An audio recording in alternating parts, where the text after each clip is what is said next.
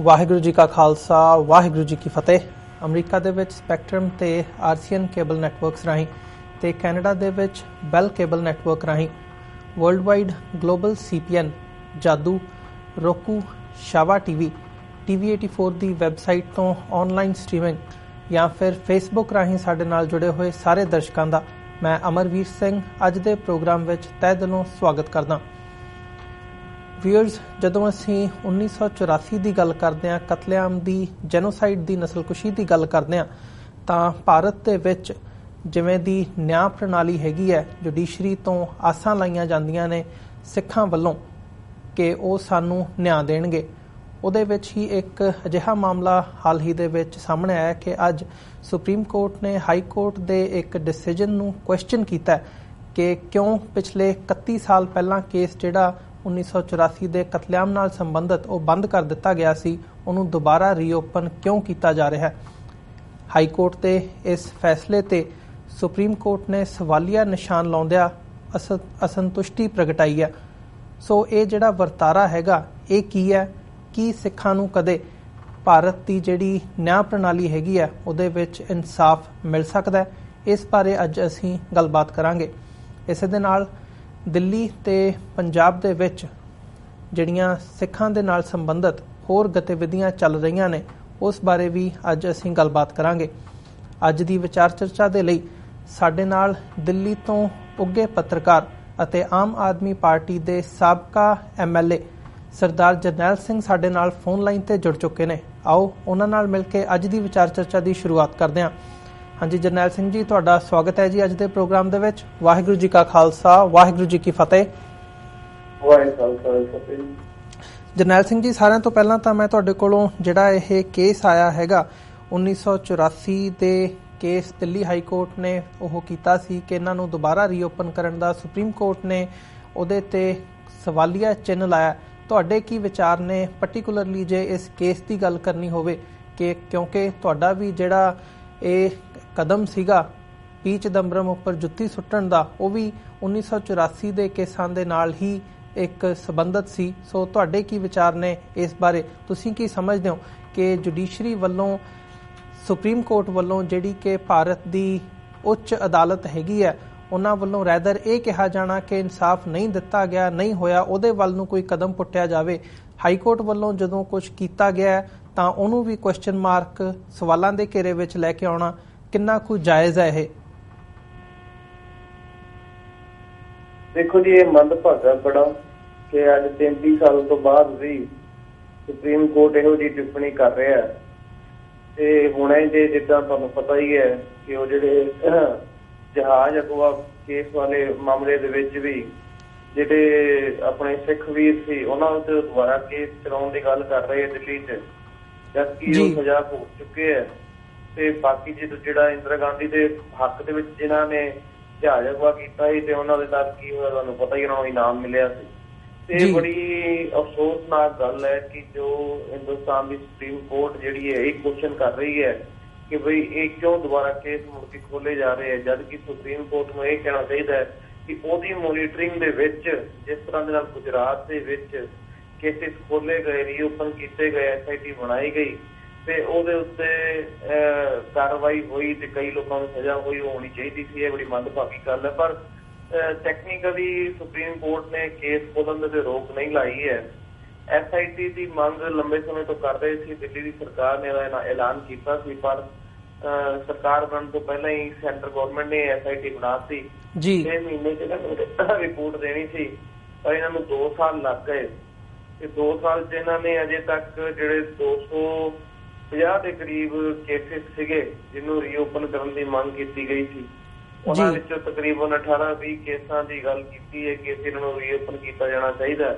ਪਰ ਅਜੇ ਉਹ ਵੀ ਪ੍ਰੋਸੈਸ ਚੱਲ ਰਿਹਾ ਹੈ ਤੇ ਉਸ ਪ੍ਰੋਸੈਸ ਦੇ ਵਿੱਚ ਵੀ ਅਜੇ ਕਿੰਨੇ ਕੁ ਓਪਨ ਹੁੰਦੇ ਆ, ਨਹੀਂ ਹੁੰਦੇ ਆ, ਕਿੰਨੇ ਕੁ ਗਵਾਹ ਮਿਲਦੇ ਆ, ਨਹੀਂ ਮਿਲਦੇ ਆ, ਇਹ ਅਜੇ ਬਾਅਦ ਦੀ ਗੱਲ ਹੈ। ਪਰ ਸੁਪਰੀਮ ਕੋਰਟ ਦਾ ਏਦਾਂ ਕਹਿਣਾ ਇਹ ਬਹੁਤ ਹੀ ਮੰਦਭਾਗੀ ਗੱਲ ਹੈ ਕਿਉਂਕਿ ਇਨਸਾਫ ਨਹੀਂ ਹੋ ਸਕਿਆ। ਮੈਂ ਇਹ ਵੀ ਕਹਿ ਰਿਹਾ ਇਨਸਾਫ ਹੋਣਾ ਵੀ ਨਹੀਂ, ਕਿਉਂਕਿ ਇਨਸਾਫ ਤਦ ਹੁੰਦਾ ਹੈ ਜੇ ਜਿੰਨੇ ਲੋਕਾਂ ਨੇ ਵੀ ਕਾਤਲਾਂ ਨੇ ਹੱਤਿਆਵਾਂ ਕੀਤੀਆਂ, ਜੋ ਜੈਨੋਸਾਈਡ ਕੀਤਾ ਹੈ, ਉਹਨਾਂ ਨੂੰ ਸਜ਼ਾ ਮਿਲਦੀ। ਪਰ ਹਾਂ ਇੱਕ ਜ਼ਰੂਰ ਹੈ ਕਿ ਸਿੰਬੋਲਿਕ ਕਹਿ ਸਕਦੇ ਹੋ ਕਿ ਬਈ ਜੇ ਸੱਜਣ ਕੁਮਾਰ ਟਾਈਟਲਰ ਨੂੰ ਸਜ਼ਾ ਹੋ ਜਾਵੇ ਜਾਂ ਕੁਝ ਕੇਸਾਂ ਦੇ ਵਿੱਚ ਕੁਝ ਸਜ਼ਾ ਹੋ ਜਾਵੇ, ਜਿੱਦਾਂ ਕਿ ਸੱਜਣ ਕੁਮਾਰ ਵਾਲੇ ਕੇਸ ਦੇ ਵਿੱਚ 3 ਬੰਦਿਆਂ ਨੂੰ ਉਮਰ ਕੈਦ ਹੋਈ ਹੈ, ਤੇ ਉਹਦੇ ਵਿੱਚ ਕੁਝ ਹੋਰ ਹੋਵੇ ਤਾਂ ਕੁਝ ਨਾ ਕੁਝ ਪ੍ਰਾਪਤੀ ਜ਼ਰੂਰ ਹੋ ਸਕਦੀ ਹੈ, ਪਰ ਇਨਸਾਫ ਤਾਂ ਨਹੀਂ ਹੋਣਾ। ਤੇ ਇਹ ਜਿਹੜਾ ਰਵੱਈਆ ਹੈ, ਇਹ ਲਗਾਤਾਰ ਜਿਹੜਾ ਹਿੰਦੁਸਤਾਨ ਦੀ ਜੁਡੀਸ਼ਰੀ ਦਾ, ਸਰਕਾਰਾਂ ਦਾ, ਇਹ ਬੜਾ ਮੰਦਭਾਗਾ ਹੈ। ਤੇ ਜਿਹਦੇ ਕਰਕੇ ਅੱਜ ਇੰਨੇ ਲੰਮਾ ਸਮਾਂ ਹੋਣ ਦੇ ਬਾਵਜੂਦ ਅੱਜ ਸਿੱਖ ਜਿਹੜੇ ਹੈ ਉਹ ਇਨਸਾਫ ਦੇ ਲਈ ਗੁਹਾਰ ਕਰਦੇ ਹੈ। ਅਜੇ ਤੱਕ ਉਸ ਇਨਸਾਫ ਨੂੰ ਮੰਗ ਰਹੇ ਉਹ ਮਿਲਿਆ ਨਹੀਂ। ਜੀ ਜਰਨੈਲ ਸਿੰਘ ਜੀ, ਜਿਵੇਂ ਤੁਸੀਂ ਆਪਣੇ ਸ਼ਬਦਾਂ ਦੇ ਵਿੱਚ ਹੀ ਕਿਹਾ ਕਿ ਇਨਸਾਫ ਦੀ ਉਮੀਦ ਵੀ ਜਿਹੜੀ ਹੈ ਉਹ ਹੁਣ ਮੱਧਮ ਹੈਗੀ ਹੈ, ਨਹੀਂ ਹੋ ਸਕਦਾ ਇਨਸਾਫ ਜਿਸ ਹਿਸਾਬ ਦਾ ਜੁਡੀਸ਼ਰੀ ਦਾ ਜਾਂ ਐਡਮਿਨਿਸਟ੍ਰੇਸ਼ਨ ਦਾ ਰਵੱਈਆ ਹੈਗਾ ਉਹ ਨਜ਼ਰ ਆਉਂਦਾ। ਤੇ ਜੇ ਹਾਈਲਾਈਟਡ ਜਿਹੜੇ ਕੇਸਿਸ ਹੈਗੇ ਆ ਸੱਜਣ ਕੁਮਾਰ ਦੀ ਜਾਂ ਜਗਦੀਸ਼ ਟਾਈਟਲਰ ਦੀ ਤੁਸੀਂ ਗੱਲ ਕੀਤੀ ਹੈ, ਉਹਨਾਂ ਦੇ ਵੀ ਲਾਈ ਡਿਟੈਕਟਰ ਟੈਸਟ ਦੀ ਗੱਲ ਹੁੰਦੀ ਹੈ, ਹੋਊਗਾ ਨਹੀਂ ਹੋਊਗਾ, ਕਦੇ ਉਹ ਨਾ ਕਰ ਦਿੰਦੇ ਆ, ਫਿਰ ਜੁਡੀਸ਼ਰੀ ਕਹਿੰਦੀ ਹੈ ਵੀ ਜਿੰਨੀ ਦੇਰ ਤੱਕ ਉਹ ਨਹੀਂ ਮੰਨਦੇ ਉਨੀ ਦੇਰ ਤੱਕ ਅਸੀਂ ਨਹੀਂ ਕਰ ਸਕਦੇ। ਸੋ ਇਹ ਜਿਹੜਾ ਸਾਰਾ ਵਰਤਾਰਾ ਹੈਗਾ, ਕੀ ਇਹ ਸਾਰਾ ਟਾਈਮ ਭੰਬਲ ਭੂਸਿਆਂ ਦੇ ਵਿੱਚ ਹੀ ਲੰਘ ਜਾਊਗਾ? ਜੇ ਇਨਸਾਫ ਨਹੀਂ ਮਿਲ ਸਕਦਾ ਤਾਂ ਐਜ਼ ਅ ਕਾਮਨ ਸਿੱਖ ਜਿਹੜਾ ਭਾਰਤ ਦੇ ਵਿੱਚ ਵਸ ਰਿਹਾ ਹੈ, ਜਿਹਨੇ ਆਪਣੇ ਪਿੰਡੇ ਤੇ ਇਹ ਸਾਰਾ ਸੰਤਾਪ ਹੰਢਾਇਆ, ਉਹਨੂੰ ਇਨਸਾਫ ਨਹੀਂ ਮਿਲ ਸਕਦਾ ਤਾਂ ਉਹਦਾ ਅਗਲਾ ਸਟੈਪ ਕੀ ਹੋਣਾ ਚਾਹੀਦਾ? ਕਿ ਬਾਹਰਲੇ ਸਿੱਖ ਤੋਂ ਕੋਈ ਉਮੀਦ ਕੀਤੀ ਜਾ ਸਕਦੀ ਹੈ? ਸਿੱਖ ਡਾਇਸਪੋਰਾ ਦੇ ਵਿੱਚ ਜਿਵੇਂ ਓਨਟਾਰੀਓ ਵੱਲੋਂ ਇਹ ਕਦਮ ਚੁੱਕਿਆ ਗਿਆ, ਓਨਟਾਰੀਓ ਅਸੈਂਬਲੀ ਨੇ ਐਜ਼ ਅ ਜੈਨੋਸਾਈਡ ਰਿਕੋਗਨਾਈਜ਼ ਕੀਤਾ, ਤਾਂ ਕੀ ਇੱਦਾਂ ਦੀ ਕੋਈ ਸਟੈਪ ਫਾਰਵਰਡ ਅੱਗੇ ਲਈ ਜਾਣੀ ਚਾਹੀਦੀ ਹੈ ਜਾਂ ਹੋਰ ਕੋਈ ਤੁਸੀਂ ਸਮਝਦੇ ਹੋ ਵੀ ਕਿਸੇ ਕਦਮ ਵੱਲ ਜਿਹੜੀ ਪੇਸ਼ਕਦਮੀ ਹੈ ਉਹ ਕੀਤੀ ਜਾਣੀ ਚਾਹੀਦੀ ਹੈ? ਦੇਖੋ, ਇਹ ਬੜੀ ਕੌੜੀ ਸੱਚਾਈ ਹੈ, ਮੈਂ ਤੋਂ ਮੁਨਕਰ ਨਹੀਂ ਹੁੰਦਾ, ਕਿਉਂਕਿ ਜੇ ਇਨਸਾਫ ਮਿਲ ਰਿਹਾ ਹੁੰਦਾ ਤੇ ਮੈਨੂੰ ਛਿੱਤਰ ਲਾ ਕੇ ਨਾ ਮਾਰਨਾ ਪੈਂਦਾ। ਤੇ ਇਸ ਗੱਲ ਨੂੰ ਸਾਫ਼ ਕਰਦਾ ਤਾਂ ਹੀ ਜਾ ਕੇ 2 ਟਿਕਟਾਂ ਕੱਟੀਆਂ ਗਈਆਂ। ਜਿੱਥੋਂ ਤੱਕ ਜੈਨੋਸਾਈਡ ਦਾ ਮਤਾ ਪਾਸ ਕਰਨ ਦੀ ਗੱਲ ਹੈ, ਤੇ ਮੈਂ ਇਹ ਤੁਹਾਨੂੰ ਜਾਣਕਾਰੀ ਦੇ ਦਿੰਦਾ ਕਿ ਦਿੱਲੀ ਅਸੈਂਬਲੀ ਦੇ ਵਿੱਚ ਇੱਕ MLA ਰਹਿੰਦੇ ਹੋਏ ਮੈਂ ਆਪ ਸਿੱਖ ਜੈਨੋਸਾਈਡ ਦਾ ਮਤਾ ਦਿੱਲੀ ਵਿਧਾਨ ਸਭਾ ਚ ਪਾਸ ਕਰਾਇਆ 30 ਜੂਨ 2016 ਨੂੰ।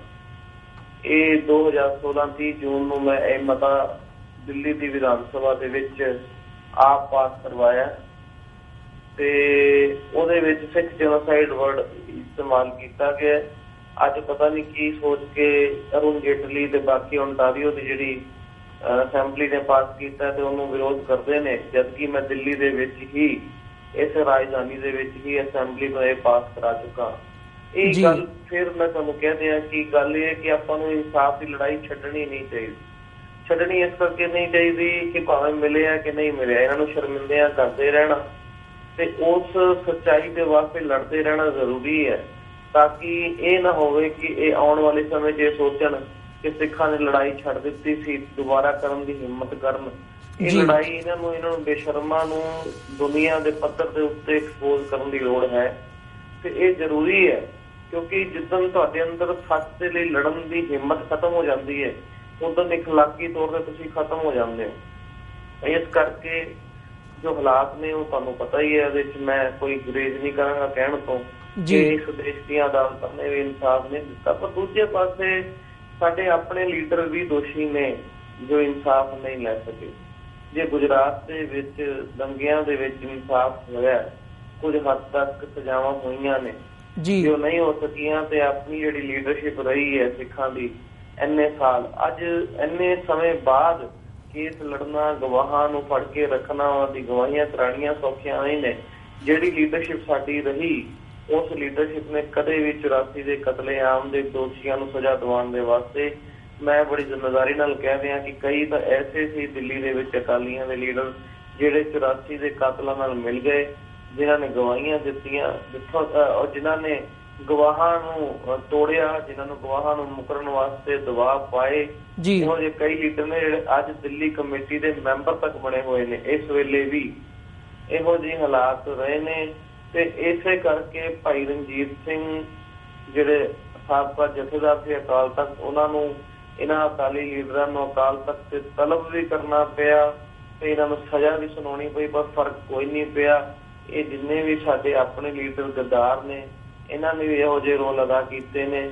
ਤੇ ਬਾਕੀ ਮੈਂ ਫਿਰ ਕਹਿ ਦਿੰਦਾ ਕਿ ਇਨਸਾਫ ਦੀ ਲੜਾਈ ਛੱਡਣੀ ਨਹੀਂ ਚਾਹੀਦੀ, ਕਿਉਂਕਿ ਜਿਹੜਾ ਸੱਜਣ ਕੁਮਾਰ ਦਾ ਕੇਸ ਸੀ ਉਹ ਸ਼ੁਰੂ ਹੋਇਆ, ਉਸ ਦੇ ਵਿੱਚ ਵੀ 2 ਸਾਲ ਦੇ ਵਿੱਚ ਹੀ 5 ਬੰਦਿਆਂ ਨੂੰ ਸਜ਼ਾ ਹੋਈ, 3 ਨੂੰ ਉਮਰ ਕੈਦ ਹੋਈ, 2 ਨੂੰ 3 ਸਾਲ ਦੀ ਹੋਈ। ਸੱਜਣ ਕੁਮਾਰ ਭਾਵੇਂ ਬਚ ਗਿਆ ਕਿਉਂਕਿ ਗਵਾਹੀ ਦੇਣ ਵਾਲਾ ਮੁੱਕਰ ਗਿਆ ਸੀ। ਪੁਲਿਸ ਵਾਲੇ ਜਿਹੜੇ 6 ਗਵਾਹ ਸੀ ਉਹ ਸੱਜਣ ਕੁਮਾਰ ਦੇ ਹੱਥ 'ਚ ਭੁਗਤ ਗਏ ਤੇ ਕਿਉਂਕਿ ਪੁਲਿਸ ਦਿੱਲੀ ਦੀ ਆਪ ਮਿਲੀ ਹੋਈ ਸੀ ਤੇ ਉਹ ਤੇ ਫਿਰ ਉਹਨਾਂ ਦੇ ਨਾਲ ਰਲਵੀਂ ਸੀ, ਇਸੇ ਕਰਕੇ ਦਿੱਲੀ ਪੁਲਿਸ ਨੇ ਕੇਸ ਨਹੀਂ ਪਾਏ ਤੇ CBI ਨੇ ਵੀ ਕੇਸ ਨਹੀਂ ਪਾਏ। CBI ਨੇ ਤਾਂ ਕੇਸ ਬੰਦ ਕਰ ਦਿੱਤੇ ਸੀ, CBI ਨੇ ਤਾਂ ਕਲੀਨ ਚਿੱਟ ਦੇ ਦਿੱਤੀ ਸੀ ਜੀ ਬਿਲਕੁਲ ਦੇ ਵਿੱਚ ਹੀ। ਤਾਂ ਹੀ ਮੈਨੂੰ ਫਿਰ ਉਦੋਂ ਪ੍ਰੋਟੈਸਟ ਕਰਨਾ ਪਿਆ ਤੇ ਉਹ ਪ੍ਰੋਟੈਸਟ ਕਰਨ ਤੋਂ ਬਾਅਦ ਕਲੀਨ ਚਿੱਟ ਕੱਟੀ ਗਈ ਟਾਈਟਲਰ ਦੀ ਤੇ ਕੇਸ ਟਾਈਟਲਰ ਤੇ ਵੀ ਅੱਜ ਚੱਲ ਰਿਹਾ ਹੈ ਤੇ ਕੇਸ ਸੱਜਣ ਕੁਮਾਰ ਤੇ ਵੀ ਅੱਜ ਚੱਲ ਰਿਹਾ ਹੈ। ਮੈਂ ਚਾਹੁੰਦਾ ਕਿ ਘੱਟੋ ਘੱਟ ਇਹ ਜਿਹੜੇ ਜਿਨ੍ਹਾਂ ਦਾ ਪੋਲੀਟੀਕਲ ਕੈਰੀਅਰ ਖਤਮ ਕਰ ਦਿੱਤਾ, ਇਹ ਮਰਦੇ ਦਮ ਤੱਕ ਸੁੱਖ ਦਾ ਸਾਹ ਨਾ ਲੈ ਸਕਣ ਤੇ ਇਹਨਾਂ ਨੂੰ ਹਮੇਸ਼ਾ ਇਹ ਲੱਗੇ ਜਿੱਦਾਂ ਫਾਂਸੀ ਦਾ ਫੰਦਾ ਇਹਨਾਂ ਦੇ ਗਲ 'ਚ ਪਿਆ ਹੀ ਹੋਇਆ।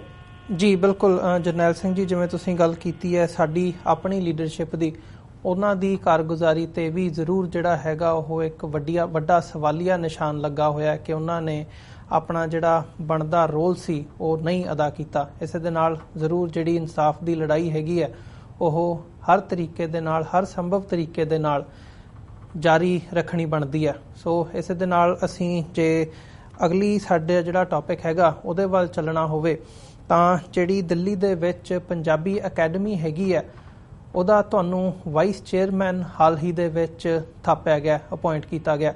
ਸੋ ਮੈਂ ਉਸ ਹਵਾਲੇ ਦੇ ਨਾਲ ਤੁਹਾਡੇ ਕੋਲੋਂ ਜਾਣਨਾ ਚਾਹੂੰਗਾ ਕਿ ਪੰਜਾਬੀ ਅਕੈਡਮੀ ਦਾ ਐਕਚੁਅਲੀ ਦਿੱਲੀ ਦੇ ਵਿੱਚ ਰੋਲ ਕੀ ਹੈਗਾ, ਪੰਜਾਬੀ ਦੀ ਪ੍ਰਫੁੱਲਤਾ ਦੇ ਨਾਲ ਪੰਜਾਬੀ ਨੂੰ ਅੱਗੇ ਵਧਾਉਣ ਦੇ ਲਈ ਐਜ਼ ਅ ਲੈਂਗੁਏਜ, ਜਾਂ ਹੋਰ ਇਹਦੇ ਕਿਹੜੇ ਦਾਇਰਾਕਾਰ ਦੇ ਵਿੱਚ ਕੰਮ ਹੈਗਾ। ਤੇ ਐਗਜ਼ੈਕਟਲੀ ਜਦੋਂ ਅਸੀਂ ਗੱਲ ਕਰਦੇ ਹਾਂ, ਥੋੜ੍ਹਾ ਜਿਹਾ ਸਾਨੂੰ ਪੰਜਾਬੀ ਅਕੈਡਮੀ ਬਾਰੇ ਦੱਸੋ, ਉਹਦੇ ਬਜਟ ਬਾਰੇ, ਉਹਦੇ ਕੰਮਕਾਰ ਬਾਰੇ, ਤੇ ਤੁਸੀਂ ਆਪਣਾ ਰੋਲ ਉਹਦੇ ਵਿੱਚ ਐਜ਼ ਅ ਵਾਈਸ ਪ੍ਰੈਜ਼ੀਡੈਂਟ ਕਿਵੇਂ ਦੇਖਦੇ ਹੋ? ਦੇਖੋ, ਦਿੱਲੀ ਦੇ ਵਿੱਚ ਦਿੱਲੀ 1947 ਦੇ ਵਿੱਚ ਜਦੋਂ ਹਿੰਦੁਸਤਾਨ ਪਾਕਿਸਤਾਨ ਬਣ ਗਿਆ ਤੇ ਕਾਫੀ ਵੱਡੇ ਪੱਧਰ ਦੇ ਉੱਤੇ ਪੰਜਾਬ ਵੱਲੋਂ ਜਿਹੜੇ ਪਾਕਿਸਤਾਨ ਵੱਲ ਸੀ ਉੱਥੋਂ ਦੀ ਪੰਜਾਬੀ ਆ ਕੇ ਦਿੱਲੀ ਵਸੇ ਤੇ ਉਹਦੇ ਨਾਲ ਦਿੱਲੀ ਦੇ ਅੰਦਰ ਪੰਜਾਬੀਆਂ ਦੀ ਸੰਖਿਆ ਕਾਫੀ ਵੱਧ ਗਈ ਤੇ ਦਿੱਲੀ ਤਾਂ ਕਹਿ ਲਓ ਕਿ ਕਲਚਰ ਵੀ ਇੱਕ ਤਰ੍ਹਾਂ ਦਾ ਪੰਜਾਬੀ ਹੋ ਗਿਆ ਸੀ। ਤੇ ਉਸ ਵੇਲੇ ਪੰਜਾਬੀ ਲੈਂਗੁਏਜ ਨੂੰ ਬਚਾਉਣ ਵਾਸਤੇ, ਪੰਜਾਬੀ ਲੈਂਗੁਏਜ ਨੂੰ ਉਹਦਾ ਮਹੱਤਵ, ਉਹਦਾ ਇੱਕ ਦਿਵਾਉਣ ਵਾਸਤੇ, ਦਰਜਾ ਦਿਵਾਉਣ ਵਾਸਤੇ ਲੜਾਈ ਲੜੀ ਗਈ। ਲੰਮੇ ਸਮੇਂ ਤੱਕ ਸਰਕਾਰ ਉਹਨੂੰ ਨਹੀਂ ਮੰਨਦੀ ਸੀ, ਫਿਰ ਬਾਅਦ ਚੋਂ ਆ ਕੇ ਪੰਜਾਬੀ ਨੂੰ ਸੈਕਿੰਡ ਲੈਂਗੁਏਜ ਦਾ ਦਰਜਾ ਦਿੱਤਾ ਗਿਆ। ਅਜੇ ਹਾਲਾਂਕਿ ਉਹਦੇ 'ਚ ਬਹੁਤ ਕੰਮ ਕਰਨਾ ਬਾਕੀ ਹੈ।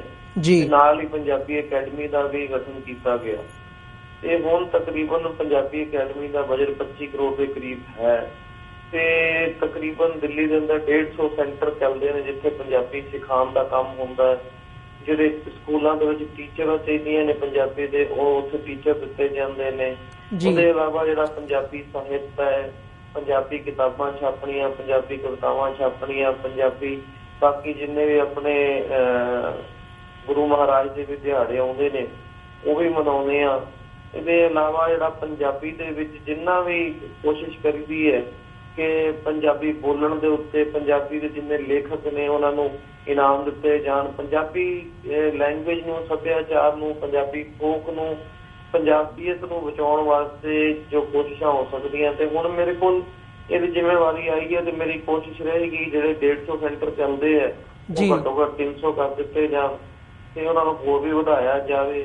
ਇਹਦੇ ਇਲਾਵਾ ਘਰ ਘਰ ਪੰਜਾਬੀ ਪਹੁੰਚਾਈ ਜਾਵੇ। ਇਹਨੂੰ ਇੱਕ ਮੁਹਿੰਮ ਬਣਾਉਣੀ ਪਏਗੀ। ਬੜੇ ਅਫਸੋਸ ਦੀ ਗੱਲ ਹੈ ਕਿ ਪੰਜਾਬ ਦੇ ਜਿਹੜੇ ਆਪਣਾ ਪੰਜਾਬੀ ਲੋਕ ਨੇ ਉਹ ਆਪ ਹੀ ਪੰਜਾਬੀ ਲੈਂਗੁਏਜ ਛੱਡ ਰਹੇ ਹੈ, ਖਾਸ ਕਰ ਦਿੱਲੀ ਵਰਗੇ ਇਲਾਕਾ ਜਾਂ ਹੋਰ ਹਿੰਦੁਸਤਾਨ ਦੇ ਹੋਰ ਸ਼ਹਿਰਾਂ ਦੇ ਵਿੱਚ ਜਿਹੜੇ ਆ ਕੇ ਵਸੇ ਸੀ, ਜਾਂ ਕਹਿ ਲਓ ਕਿ ਲਗਾਤਾਰ ਜਿਹੜਾ ਇੱਕ ਪ੍ਰਭਾਵ ਪਿਆ ਆਸ-ਪਾਸ ਤੋਂ ਟੀਵੀ ਦਾ, ਦੂਜਿਆਂ ਦਾ, ਹੋਰ ਸਮਾਜ ਦਾ, ਉਹਦੇ ਨਾਲ ਉਹ ਧੀਰੇ ਧੀਰੇ ਪੰਜਾਬੀ ਲੈਂਗੁਏਜ ਬੋਲਣੀ ਛੱਡ ਰਹੇ ਤੇ ਖਾਸ ਕਰ ਜਿਹੜਾ ਪੰਜਾਬੀ ਹਿੰਦੂ ਹੈ ਉਹ ਤਾਂ ਪੰਜਾਬੀ ਲੈਂਗੁਏਜ ਬਿਲਕੁਲ ਹੀ ਛੱਡ ਗਿਆ ਤੇ ਉਹਦੇ ਨਾਲ ਪੰਜਾਬੀ ਜਿਹੜੀ 1947 ਦੇ ਵਿੱਚ ਦਿੱਲੀ ਦੇ ਵਿੱਚ ਇੱਕ ਮੇਨ ਲੈਂਗੁਏਜ ਸੀ, ਅੱਜ ਉਹ ਬਹੁਤ ਘੱਟ ਗਿਣਤੀ ਲੈਂਗੁਏਜ ਬਣ ਕੇ ਰਹਿ ਗਈ ਹੈ।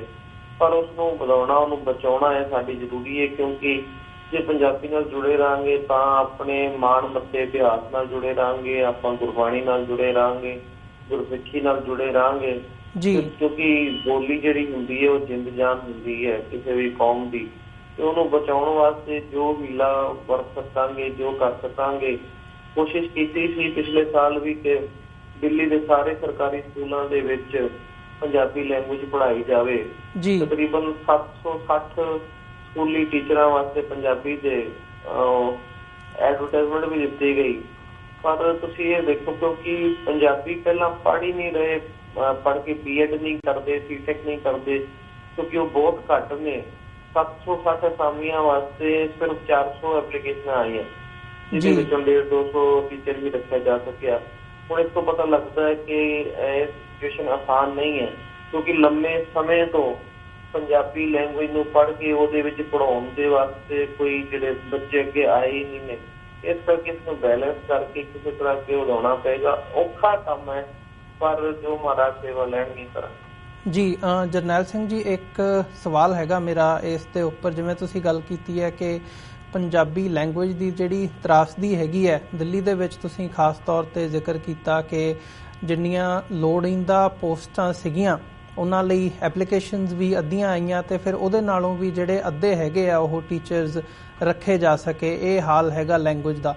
ਇਹਨਾਂ ਹਾਲਾਤਾਂ ਨੂੰ ਦੇਖਦਿਆਂ ਹੋਇਆਂ ਤੁਸੀਂ ਸਮਝਦੇ ਹੋ ਵੀ ਇਹ ਸਾਡੀ ਕੋਈ ਅਣਗਹਿਲੀ ਹੈਗੀ ਹੈ, ਭਾਵੇਂ ਉਹ ਦਿੱਲੀ ਹੋਵੇ, ਭਾਵੇਂ ਉਹ ਪੰਜਾਬ ਹੋਵੇ, ਜਾਂ ਕਿਤੇ ਨਾ ਕਿਤੇ ਜਿਹੜਾ ਸਰਕਾਰ ਦਾ ਰਵੱਈਆ ਹੁੰਦਾ ਕਿਸੇ ਲੈਂਗੁਏਜ ਨੂੰ ਪ੍ਰਫੁੱਲਤ ਨਾ ਹੋਣ ਦੇਣ ਦਾ, ਉਹ ਵੀ ਇਹਦਾ ਕਾਰਨ ਹੈ? ਜਿਵੇਂ ਅਸੀਂ ਪਿਛਲੇ ਦਿਨਾਂ ਦੇ ਵਿੱਚ ਦੇਖਦੇ ਹਾਂ ਕਿ ਜਦੋਂ ਚੰਡੀਗੜ੍ਹ ਦੇ ਵਿੱਚ ਪੰਜਾਬੀ ਲਾਗੂ ਕਰਨ ਦੀ ਗੱਲ ਆਉਂਦੀ ਹੈ ਤਾਂ ਰਾਜਨਾਥ ਸਿੰਘ ਵੱਲੋਂ ਸਿੱਧੇ ਤੌਰ 'ਤੇ ਕਿਹਾ ਜਾਂਦਾ ਕਿ ਨਹੀਂ, ਪੰਜਾਬੀ ਜਿਹੜੀ ਹੈਗੀ ਉਹ ਚੰਡੀਗੜ੍ਹ ਦੇ ਵਿੱਚ ਨਹੀਂ ਲਾਗੂ ਕੀਤੀ ਜਾ ਸਕਦੀ। ਉਹਨਾਂ ਨੇ ਆਪਣਾ ਕਾਰਨ ਦੱਸਿਆ। ਸੋ ਸਰਕਾਰੀ ਰਵੱਈਆ ਇਹਦੇ ਵਿੱਚ ਕਿੰਨਾ ਕੁ ਯੋਗਦਾਨ ਪਾਉਂਦਾ ਕਿਸੇ ਲੈਂਗੁਏਜ ਨੂੰ ਲੋਕਾਂ ਦੀ ਲੈਂਗੁਏਜ ਦੇ ਵਿੱਚੋਂ ਕੱਢ ਕੇ ਉਹਨਾਂ ਦੇ ਮਨਾਂ ਦੇ ਵਿੱਚੋਂ ਜਾਂ ਡੇਲੀ ਯੂਜ਼ ਦੇ ਵਿੱਚੋਂ ਹਟਾਉਣ ਦੇ ਵਿੱਚ? ਦੇਖੋ, ਮੈਂ ਤੁਹਾਡੀ ਗੱਲ ਨੂੰ ਸਹਿਮਤ ਹਾਂ। ਰਾਜਨਾਥ ਸਿੰਘ ਦਾ ਚੰਡੀਗੜ੍ਹ ਬਾਰੇ ਕਹਿਣਾ ਕਿ ਉੱਥੇ ਉਹਨੂੰ ਪੰਜਾਬੀ ਨੂੰ ਰਾਜ ਭਾਸ਼ਾ ਨਹੀਂ ਬਣਾਇਆ ਜਾ ਸਕਦਾ, ਕਿ ਪੰਜਾਬੀ ਲੈਂਗੁਏਜ ਹੋਰ ਲੈਂਗੁਏਜਾਂ ਸਿੱਖਣ ਦੇ ਵਾਸਤੇ ਦਿੱਕਤ ਹੁੰਦੀ ਹੈ, ਉਹਦੀ ਇਹ ਕਹਿਣ ਦੀ ਹਿੰਮਤ ਕਿਉਂ ਪਈ? ਕਿਉਂਕਿ ਅਸੀਂ ਅੱਜ ਸੁੱਤੇ ਪਏ ਹਾਂ। ਯਾਦ ਰੱਖਿਆ ਜੇ, ਮੈਨੂੰ ਆਪਣੀ ਛੋਟੀ ਜਿਹੀ ਉਮਰ ਦੇ ਵਿੱਚ ਇੱਕ ਗੱਲ ਸਮਝ ਆਈ ਹੈ, ਜਦ ਤੱਕ ਜਿਹੜੇ ਮਸਲੇ ਨੇ ਉਹ ਲੋਕ ਮਸਲੇ ਨਹੀਂ ਬਣਦੇ ਜੀ, ਮਸਲੇ ਜਦ ਤੱਕ ਲੋਕ ਮਸਲੇ ਨਹੀਂ ਬਣਦੇ ਤੇ ਲੋਕਾਂ ਨੂੰ ਉਸ ਮਸਲਿਆਂ ਦੀ ਪੀੜ ਨਹੀਂ ਹੁੰਦੀ, ਤਦ ਤੱਕ ਕਦੇ ਵੀ ਕੋਈ ਸਰਕਾਰ ਤੇ ਲੀਡਰ ਉਹਨੂੰ ਹੱਲ ਕਰਨ ਦੀ ਕੋਸ਼ਿਸ਼ ਨਹੀਂ ਕਰਦਾ। ਜੇ ਰਾਜਨਾਥ ਸਿੰਘ ਦੇ ਕਹਿਣ ਦੇ ਉੱਤੇ ਜੇ ਚੰਡੀਗੜ੍ਹ 'ਚ ਅੱਗ ਲੱਗੀ ਹੁੰਦੀ ਪੰਜਾਬੀਆਂ ਨੂੰ, ਜੇ ਉਹਨਾਂ ਨੇ ਇੱਥੇ ਰੋਜ਼ ਮੁਜ਼ਾਹਰਾ ਸ਼ੁਰੂ ਕਰ ਦਿੱਤਾ ਹੁੰਦਾ, ਕੀ ਹੋਇਆ?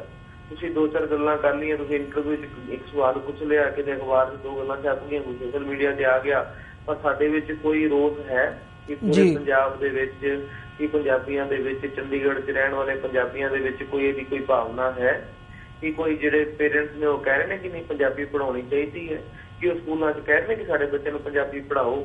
ਨਹੀਂ, ਕਿਉਂਕਿ ਸਾਡੇ ਅੰਦਰੋਂ ਇਹ ਤੀਵਰ ਇੱਛਾ ਹੀ ਖਤਮ ਹੋ ਚੁੱਕੀ ਹੈ। ਆਪਾਂ ਸਿਰਫ ਸਿਆਪਾ ਕਰਦੇ ਹਾਂ, ਬੁਰਾ ਨਾ ਮੰਨਿਆ ਜੇ। ਜਦ ਤੱਕ ਮੈਂ ਫਿਰ ਕਹਿ ਰਿਹਾ, ਮਸਲੇ ਲੋਕ ਮਸਲੇ ਨਹੀਂ ਬਣਦੇ, ਜਦ ਤੱਕ ਉਹਨਾਂ ਦੀ ਪੀੜ ਲੋਕਾਂ ਦੇ ਵਿੱਚ ਨਹੀਂ ਹੁੰਦੀ ਤੇ ਜਦ ਤੱਕ ਲੋਕ ਉਹਦੇ ਉੱਤੇ ਐਜੀਟੇਟ ਨਹੀਂ ਹੁੰਦੇ, ਤਦ ਤੱਕ ਉਹ ਮਸਲਾ ਨਾ ਸਰਕਾਰ ਹੱਲ ਕਰਦੀ ਹੈ ਤੇ ਨਾ ਕੋਈ ਲੀਡਰ ਹੱਲ ਕਰਦਾ ਤੇ ਨਾ ਕੋਈ ਲੀਡਰ ਫੜਦਾ। ਇਹਨੇ ਜਿਹੜੇ ਪੰਜਾਬੀ ਲੀਡਰ ਬਣੇ ਫਿਰਦੇ ਆ, ਉਹਨਾਂ 'ਚ ਕੋਈ ਵੀ ਇਸ ਮਸਲੇ ਨੂੰ ਕਿਉਂ ਨਹੀਂ ਚੁੱਕ ਰਿਹਾ, ਕੋਈ ਉਹਦੇ ਤੇ ਐਜੀਟੇਸ਼ਨ ਕਿਉਂ ਨਹੀਂ ਚਲਾ ਰਿਹਾ? ਕਿਉਂਕਿ ਉਹ ਲੋਕਾਂ ਦੇ ਵਿੱਚ ਮਸਲਾ ਰਹਿ ਨਹੀਂ ਗਿਆ। ਇਸ ਕਰਕੇ ਲੋਕਾਂ ਦੇ ਵਿੱਚ ਸਭ ਤੋਂ ਪਹਿਲਾਂ ਅਵੇਅਰਨੈਸ ਕ੍ਰੀਏਟ ਕਰਨ ਦੀ ਲੋੜ ਹੈ। ਜੇ ਕਿਸੇ ਨੂੰ ਕੋਈ ਬੰਦਾ, ਉਹਨੂੰ ਅਹਿਸਾਸ ਹੀ ਨਾ ਹੋਵੇ ਕਿ ਵੀ ਮੇਰੇ ਨਾਲ ਕੀ ਹੋ ਰਿਹਾ, ਮੈਨੂੰ ਚੋਟ ਲੱਗੀ ਹੈ ਜਾਂ ਮੇਰਾ ਹੱਥ ਵੱਢਿਆ ਗਿਆ ਜਾਂ ਮੇਰੀ ਲੱਤ ਵੱਢੀ, ਉਹਨੂੰ ਅਹਿਸਾਸ ਹੀ ਨਾ ਹੋਵੇ, ਇੰਨੇ ਨਸ਼ੇ 'ਚ ਹੋਵੇ, ਤੇ ਉਹਨੂੰ ਕੀ ਫਾਇਦਾ? ਇਸ ਕਰਕੇ ਪੰਜਾਬੀਆਂ ਨੂੰ ਘੱਟੋ ਘੱਟ ਆਪਣੀ ਪੰਜਾਬੀ ਲੈਂਗੁਏਜ, ਜਿੱਦਾਂ ਤੁਸੀਂ ਤਾਮਿਲਾਂ ਨੂੰ ਦੇਖੋ, ਕਿਤੇ ਤਾਮਿਲ ਲੈਂਗੁਏਜ ਨੂੰ ਜਰਾ ਜਿਹਾ ਕੁਝ ਹੱਥ ਲੱਗੇ ਸਹੀ, ਉਹ ਤਾਂ ਹਿੰਦੀ ਦਾ ਟੋਟਲ ਵਿਰੋਧ ਕਰਦੇ ਆ। ਮਲਿਆਲਮ ਵਾਲੇ ਜਿਹੜੇ ਆ, ਮਰਾਠੀਆਂ ਨੂੰ ਦੇਖੋ ਕਿੱਦਾਂ ਉਹ ਹਿੰਦੀ ਭਾਸ਼ੀ ਕਹਿ ਕੇ ਬੰਬੇ ਤੋਂ ਕੱਢ ਦਿੰਦੇ ਆ ਕਿ ਬਈ ਤੁਸੀਂ ਹਿੰਦੀ ਭਾਸ਼ੀ ਹੋ, ਪਰ ਉਹਨਾਂ ਦੇ ਵਿੱਚ ਆਪਣੀ, ਮੈਂ ਨਹੀਂ ਕਹਿੰਦਾ ਕਿ ਐਵੇਂ ਕੱਢ ਦੇਣਾ ਚਾਹੀਦਾ, ਪਰ ਲੈਂਗੁਏਜ ਨੂੰ ਲੈ ਕੇ, ਆਪਣੀ ਸੱਭਿਅਤਾ ਨੂੰ ਲੈ ਕੇ, ਆਪਣੇ ਸੱਭਿਆਚਾਰ ਨੂੰ ਲੈ ਕੇ ਉਹਨਾਂ ਦੇ ਵਿੱਚ ਜਾਗਰੂਕਤਾ ਹੈ। ਪੰਜਾਬੀ ਕਿਤੇ ਨਾ ਕਿਤੇ ਸੁੱਤੇ ਪਏ ਹੈ ਤੇ ਉਹਦਾ ਹੀ ਪ੍ਰਣਾਮ ਹੈ ਕਿ ਰਾਜਨਾਥ ਸਿੰਘ ਵਰਗਾ ਇਹੋ ਜਿਹੀ ਗੱਲ ਕਹਿ ਕੇ ਨਿਕਲ ਜਾਂਦਾ ਤੇ ਕੋਈ ਹੁੰਦਾ ਨਹੀਂ। ਜੀ ਬਿਲਕੁਲ, ਕਿਤੇ ਨਾ ਕਿਤੇ ਸਾਨੂੰ ਆਪਣੇ ਅੰਦਰ ਵੀ ਜਿਹੜੀ ਝਾਤੀ ਮਾਰਨ ਦੀ ਉਹ ਲੋੜ ਹੈਗੀ ਹੈ। ਅੰਤ ਦੇ ਵਿੱਚ ਜਰਨੈਲ ਸਿੰਘ ਜੀ, ਇੱਕ ਆਨੰਦ ਮੈਰਿਜ ਐਕਟ ਬਾਰੇ ਮੈਂ ਤੁਹਾਡੇ ਕੋਲੋਂ ਜਾਣਨਾ ਚਾਹੂੰਗਾ ਕਿ ਉਹ ਹਾਲ ਹੀ ਦੇ ਵਿੱਚ ਦਿੱਲੀ ਦੇ ਵਿੱਚ ਲਾਗੂ ਹੋਣ ਦੀਆਂ ਜਿਹੜੀਆਂ ਮੀਡੀਆ ਦੀਆਂ ਸੁਰਖੀਆਂ ਬਣੀਆਂ ਨੇ, ਖਬਰਾਂ ਆਈਆਂ ਨੇ ਕਿ ਦਿੱਲੀ ਦੇ ਵਿੱਚ ਆਨੰਦ ਮੈਰਿਜ ਐਕਟ ਲਾਗੂ ਹੋਣ ਜਾ ਰਿਹਾ ਹੈ। ਤਾਂ ਇਹ ਇੱਕ ਸੈਂਟਰਲ ਐਕਟ ਹੈ, ਸੋ ਇਹ ਕੀ ਇਕੱਲਾ ਦਿੱਲੀ ਦੇ ਵਿੱਚ ਲਾਗੂ ਹੋਊਗਾ ਜਾਂ ਇਹਦੇ ਕੁਝ ਜਿਹੜੇ ਸਬ ਆਰਟੀਕਲਸ ਹੁੰਦੇ ਆ ਉਹ ਲਾਗੂ ਕੀਤੇ ਜਾਣਗੇ? ਐਗਜ਼ੈਕਟਲੀ ਇਹਦੀ ਰੂਪਰੇਖਾ ਕੀ ਹੋਊਗੀ, ਜਾਂ ਜਿੰਨਾ ਕੁ ਤੁਹਾਨੂੰ ਜਾਣਕਾਰੀ ਹੈਗੀ ਹੈ ਦਿੱਲੀ ਦੇ ਵਿੱਚ ਬੈਠਿਆਂ ਨੂੰ, ਤਾਂ ਤੁਸੀਂ ਕੀ ਸਮਝਦੇ ਹੋ ਵੀ ਇਹ ਚੰਗਾ ਕਦਮ ਹੈਗਾ ਇਕੱਲਾ ਦਿੱਲੀ ਦੇ ਵਿੱਚ, ਜਾਂ ਓਵਰਆਲ ਇਹਨੂੰ ਤੁਸੀਂ ਕਿਵੇਂ ਐਨਾਲਾਈਜ਼ ਕਰਦੇ ਹੋ?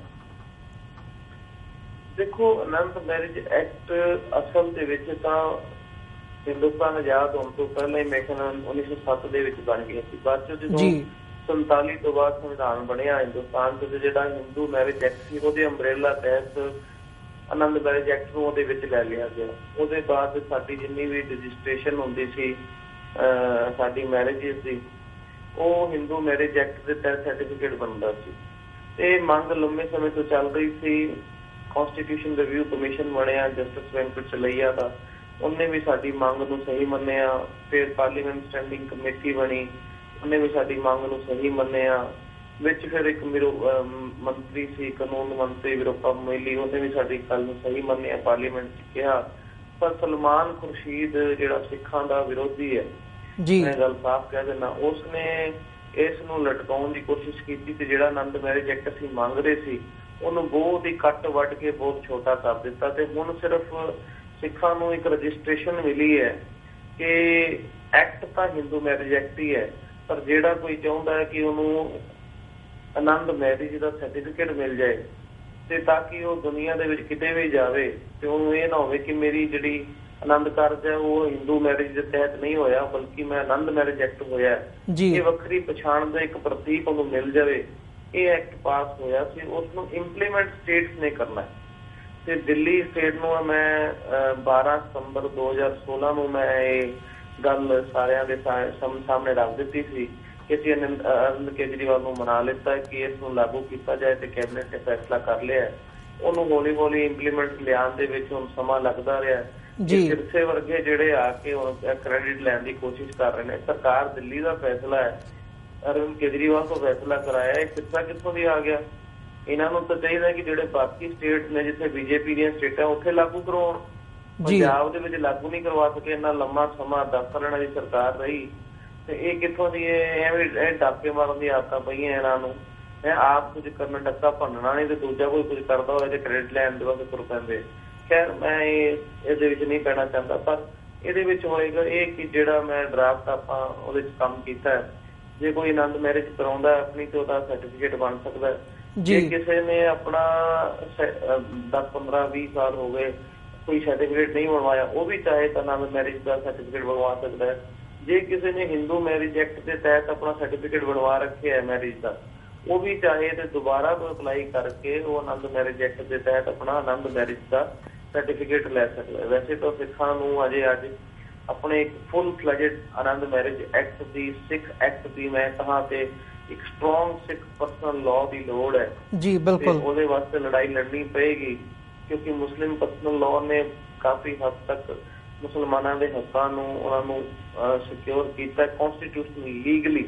ਸਾਨੂੰ ਲੀਗਲੀ ਲੜਾਈ ਵੀ ਲੜਨੀ ਪਏਗੀ ਤੇ ਉਹ ਲੀਗਲੀ ਲੜਾਈ ਲੜਨ ਵਾਸਤੇ ਅੱਜ ਸਾਡੀ ਕੌਮ ਦੀ ਹਾਲਤ ਇਹ ਹੈ ਕਿ ਅਸੀਂ ਤੇ ਨਸ਼ੇ ਤੋਂ ਹੀ ਨਹੀਂ ਬਚ ਪਾ ਰਹੇ, ਅਸੀਂ ਤੇ ਗੁਰੂ ਗ੍ਰੰਥ ਸਾਹਿਬ ਮਹਾਰਾਜ ਦੀ ਬੇਅਦਬੀਆਂ ਤੋਂ ਹੀ ਨਹੀਂ ਬਚ ਪਾ ਰਹੇ, ਅਸੀਂ ਬੇਰੁਜ਼ਗਾਰੀ ਦੇ ਫਾਰਮਰਸ ਦੀਆਂ, ਕਿਸਾਨਾਂ ਦੀਆਂ ਖੁਦਕੁਸ਼ੀਆਂ ਤੋਂ ਹੀ ਨਹੀਂ ਬਚ ਪਾ ਰਹੇ। ਜਿਹੜੇ ਸਾਡੇ ਅਸਲ ਮਸਲੇ ਹੈ ਉਹਨਾਂ ਵੱਲ ਤਾਂ ਸਾਡਾ ਧਿਆਨ ਹੀ ਨਹੀਂ ਜਾ ਪਾ ਰਿਹਾ, ਜਿਹੜਾ ਸਾਨੂੰ ਜਾਣਾ ਚਾਹੀਦਾ ਆ। ਤੇ ਇਹ ਕੌਮ ਦੀ ਅਧੋਗਤੀ ਹੈ, ਬੁਰੀ ਹਾਲਾਤ ਹੈ ਕਿ ਉਸ ਨੂੰ ਆਪਣੇ ਆਪ ਨੂੰ ਜਿਹਨੇ ਆਜ਼ਾਦੀ ਦੇ ਵਾਸਤੇ ਇੰਨਾ ਯੋਗਦਾਨ ਪਾਇਆ ਹੈ ਉਹਨੂੰ ਕਾਨੂੰਨੀ ਲੜਾਈ ਆਪਣੀ ਲੜਨੀ ਚਾਹੀਦੀ ਹੈ। ਤੇ ਮੈਨੂੰ ਲੱਗਦਾ ਕਿ ਇਹ ਜਿੱਦਣ ਲੜਾਈ ਲੜਾਂਗੇ ਤੇ ਅਸੀਂ ਜਿੱਤਾਂਗੇ ਵੀ, ਪਰ ਅਜੇ ਤਾਂ ਫਿਲਹਾਲ ਕੌਮ ਦੇ ਵਿੱਚ ਇੱਕ ਅਵੇਅਰਨੈਸ ਦੀ ਬਹੁਤ ਘਾਟ ਹੈ।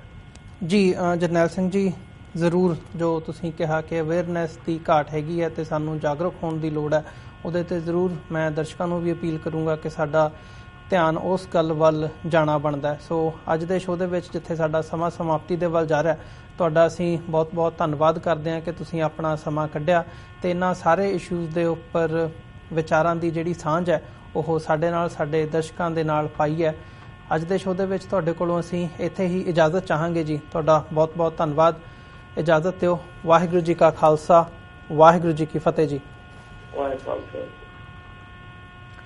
ਵਿਊਅਰਸ, ਉਮੀਦ ਕਰਦੇ ਹਾਂ ਕਿ ਜਿਹੜੀ ਅੱਜ ਦੀ ਸਾਡੀ ਗੱਲਬਾਤ ਸੀ ਸਾਬਕਾ ਆਮ ਆਦਮੀ ਪਾਰਟੀ ਦੇ MLA ਅਤੇ ਦਿੱਲੀ ਤੋਂ ਜਰਨਲਿਸਟ ਸਰਦਾਰ ਜਰਨੈਲ ਸਿੰਘ ਦੇ ਨਾਲ, ਉਹ ਤੁਹਾਨੂੰ ਪਸੰਦ ਆਈ ਹੋਵੇਗੀ ਤੇ ਜ਼ਰੂਰ ਉਹਦੇ ਵਿੱਚੋਂ ਕੁਝ ਨਾ ਕੁਝ ਸਿੱਖਣ ਨੂੰ ਮਿਲਿਆ ਹੋਵੇਗਾ। TV84 ਦੇ ਪਲੇਟਫਾਰਮ ਤੋਂ ਅਸੀਂ ਕੋਸ਼ਿਸ਼ ਕਰਦੇ ਹਾਂ ਕਿ ਜਿਹੜੇ ਮਸਲੇ ਸਾਡੇ ਸਿੱਖਾਂ ਦੇ ਹਿਊਮਨ ਰਾਈਟਸ ਦੇ ਮਸਲੇ ਹੈਗੇ ਆ, ਉਹ ਤੁਹਾਡੀ ਕਚਹਿਰੀ ਦੇ ਵਿੱਚ ਲਿਆ ਕੇ ਰੱਖੇ ਜਾਣ ਤੇ ਸਿੱਖ ਪਰਸਪੈਕਟਿਵ ਤੋਂ ਉਹਦੇ ਤੇ ਵਿਚਾਰ ਚਰਚਾ ਕੀਤੀ ਜਾਵੇ।